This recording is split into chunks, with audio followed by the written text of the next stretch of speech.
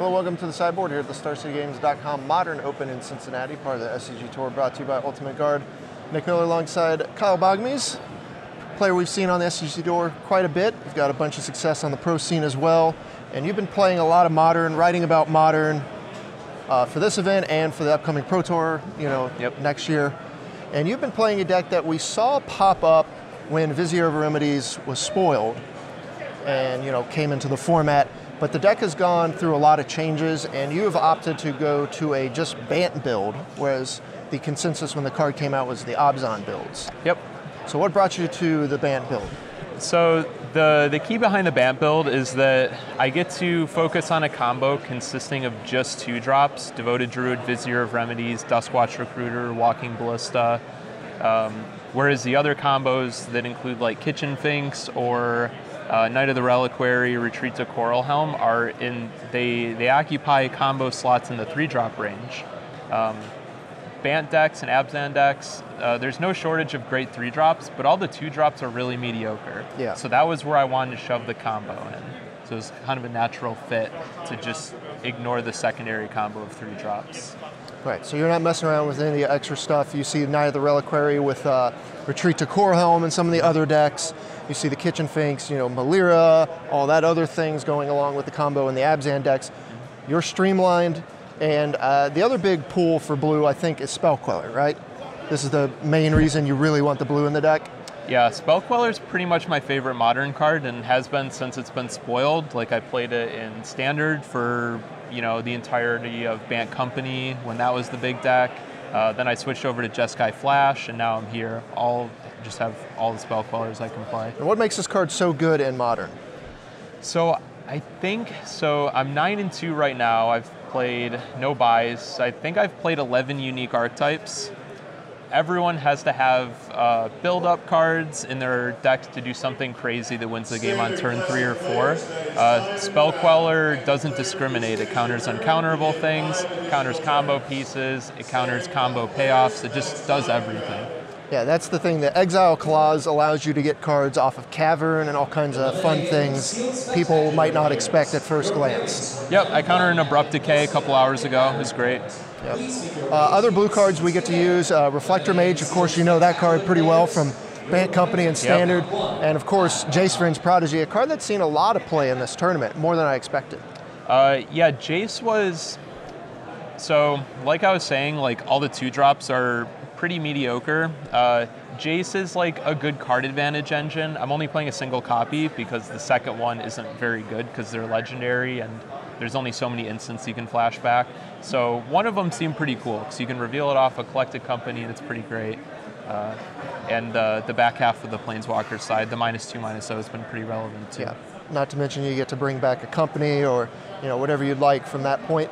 Now the rest of the deck, you have your mana creatures. We expect to see Birds of Paradise, Noble Hierarch to accelerate this stuff, but then your combo finish is the Duskwatch Recruiter, Walking Ballista once you have the infinite mana going.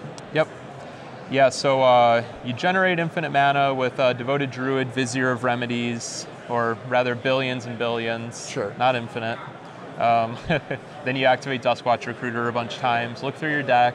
I like to only find Walking Ballista, so I activate, look at top 3, fail to find, keep doing that until I find Walking Ballista so I don't give away too much of my deck. Right.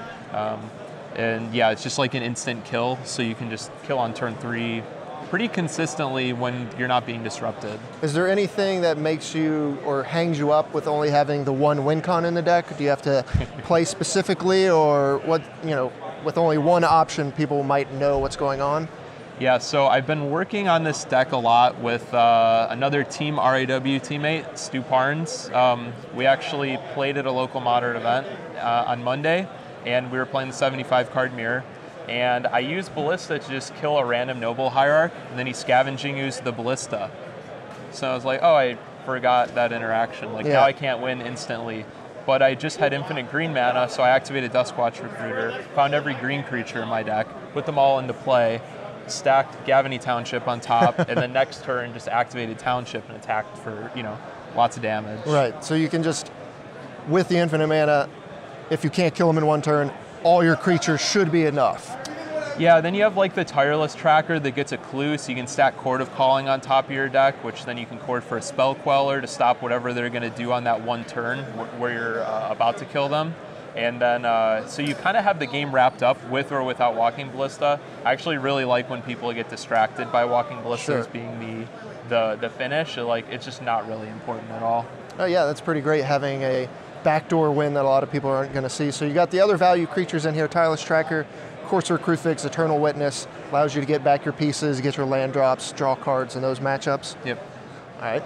So you feel it's not necessary to have any of the extra stuff like Knights or Kessig Wolfron or any of that stuff? Yeah. Knight of the Reliquary was just kind of okay for me. It doesn't go infinite or anything.